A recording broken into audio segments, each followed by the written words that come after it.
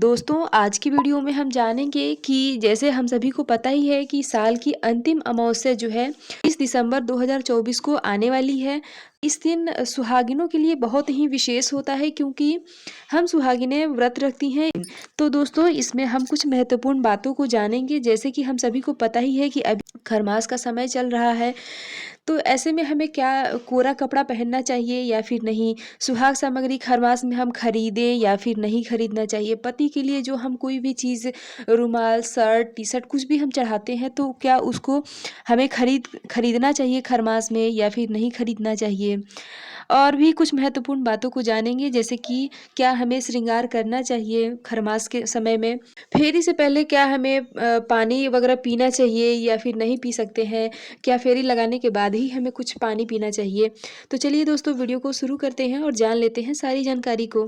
तो देखिए दोस्तों, सबसे पहले तो हम यही देख लेते हैं कि सोमवती अमावस्या का व्रत जो है और स्नान दान जो है वो कब किया जाएगा। तो देखिए दोस्तों, सोमवती अमावस्या का व्रत और स्नान दान 30 दिसंबर 2024 को किया जाएगा। ठीक है, अब क्योंकि दोस्तों ये सोमवार को ही पड़ता है इसलिए इसे सोमवती अमावस्या कहा जाता है। जैसे कि हम सभी को पता ही है कि हर एक महीने में अमावस्या तिथि आती है और जिस दिन ये अमावस्या जो है वो सोमवार के दिन पड़ती है उसे सोमवती अमावस्या कहा जाता है।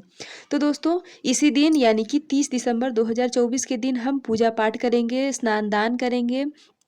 और बहुत सारे लोग जो है व्रत नहीं रखते हैं, लेकिन हम लोग व्रत रखते हैं। तो जिनको व्रत रखना है वो व्रत रखेंगे और जिनको पूजा पाठ करना है सिर्फ वो पूजा पाठ कर सकते हैं। दोस्तों हम सबसे पहले ये देख लेते हैं कि क्या हमें इस दिन पितरों की पूजा करना चाहिए। तो जी हाँ दोस्तों, बिल्कुल आप अपने पितरों के निमित्त पूजा कर सकते हैं पीपल वृक्ष की। सादे जल में दूध और मीठा या फिर मिश्री, काले तिल डाल के और पितरों के मतलब खुशी के लिए, पितरों की प्रसन्नता के लिए पीपल की पूजा करते हैं। तो जी हाँ दोस्तों, आप वो कर सकते हैं।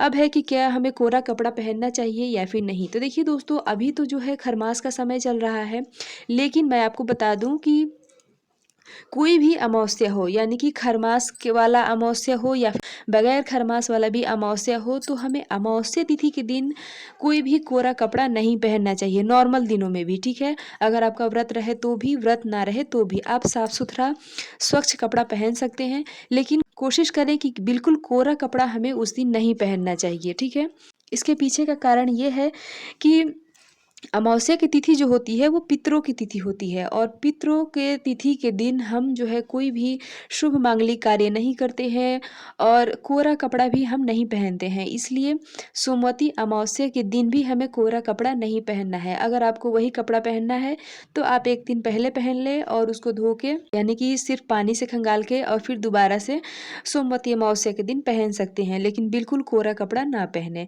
अब देखिए दोस्तों, हम पीपल पेड़ की पूजा तो करते ही हैं सोमवती अमावस्या के दिन, लेकिन हमें इस बात का बिल्कुल ध्यान रखना है कि जैसे हम पीपल वृक्ष की पूजा करते हैं तो जिस भी मंदिर में हम जाते हैं या फिर जहाँ भी हम जाते हैं वहाँ पे अन्य देवी देवताओं की फोटो मूर्ति भी होती है, तो हमें उनका भी पूजा करना चाहिए। ऐसा नहीं कि हम पीपल वृक्ष की पूजा करके और अपने घर वापस नहीं आना चाहिए।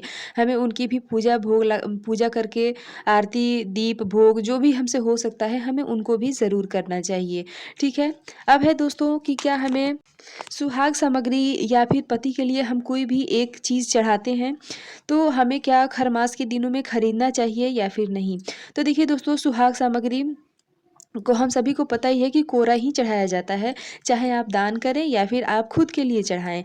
तो देखिए दोस्तों, सुहाग सामग्री अगर आपके पास है तो अच्छी बात है, अगर नहीं है तो आप खरमास में खरीद सकते हैं। ठीक है, चढ़ाने के लिए, जैसे कि सोमवती अमावस्या में हम सुहाग सामग्री भी चढ़ाते हैं और दान करते हैं तीनों में भी, लेकिन आपको यूज़ नहीं करना है। जब खरमास बीत जाए फिर आपको यूज़ करना है। उसी तरह से जो हम पति के लिए कोई भी एक चीज़ खरीदेंगे तो उसको भी आप खरीद सकते हैं, लेकिन उसका यूज आप खरमास में ना करें, पति को पहनने के लिए ना दें। जब खरमास बीत जाए तब उसको आप अपने पति को पहनने के लिए दें और जो आपने सुहाग सामग्री समर्पित किया है उसको भी आप हर मास समाप्त होने के बाद ही आप उसका यूज़ करें। तो ये क्लियर हो गया कि हमें खरीदना चाहिए या फिर नहीं। अब देखिए दोस्तों, बाती का विशेष महत्व होता है क्योंकि हम जो है अमावस्या के दिन रुई रुई का प्रयोग हम नहीं करते हैं। तो इसलिए आज के दिन हमें बाती का भी प्रयोग नहीं करना है। और बहुत सारे लोग थोड़ा सा कठोर नियम लेते हैं और जो गद्दे होते हैं रुई के, उस पे भी मतलब रात को नहीं सोते हैं। जैसे तकिया हो गया रुई का और जो गद्दा हो गया रुई का, तो उस पे नहीं सोते हैं। लेकिन अगर आपकी तरफ ऐसा कोई नियम नहीं है तो आप नया नियम ना लागू करें। लेकिन बहुत सारे लोग जो हैं मतलब गद्दे पे सोते वगैरह नहीं हैं, तो आप देख लीजिएगा। और रुई का बाती तो बिल्कुल भी ना बनाएं, आप सूती कपड़े की बाती बना के फिर पूजा हमें करना चाहिए। दोस्तों, अगला है कि क्या हमें श्रृंगार महावर लगाएं या फिर नहीं लगाना चाहिए हमें पूजा के दिन। तो जी हाँ दोस्तों, आप श्रृंगार कर सकते हैं क्योंकि बहुत ज़्यादा श्रृंगार तो हम करते नहीं हैं, थोड़ी सी मतलब सिंदूर वगैरह चूड़ी ये सब पहनते हैं तो ठीक है। आप बिल्कुल कोरा कपड़ा से श्रृंगार ना करें, मतलब बिल्कुल कोरा सुहाग सामग्री से श्रृंगार ना करें। आप जो डेली करते हैं वो कर सकते हैं, महावर लगा सकते हैं, पहना हुआ चूड़ी पहन सकते हैं, पहने हुई कोई भी सूट साड़ी आप पहन सकते हैं। इस तरह से आप अपना श्रृंगार करके ही सुहाग वाला व्रत किया जाता है। तो आप जो है महावर वगैरह भी लगा सकते हैं, ऐसा कोई दिक्कत नहीं है। तो आप जो है श्रृंगार भी कर सकते हैं सुमति अमावस्या का व्रत करने के लिए। अब है दोस्तों कि फेरी जो हम लगाते हैं तो नियम क्या कहता है, क्या फेरी लगाने से पहले हमें कुछ ग्रहण करना चाहिए जैसे कि चाय पानी। तो देखिए दोस्तों, बहुत लोगों की आदत होती है कि बिना ब्रश किए ही वो पानी पीते हैं और चाय पीते हैं।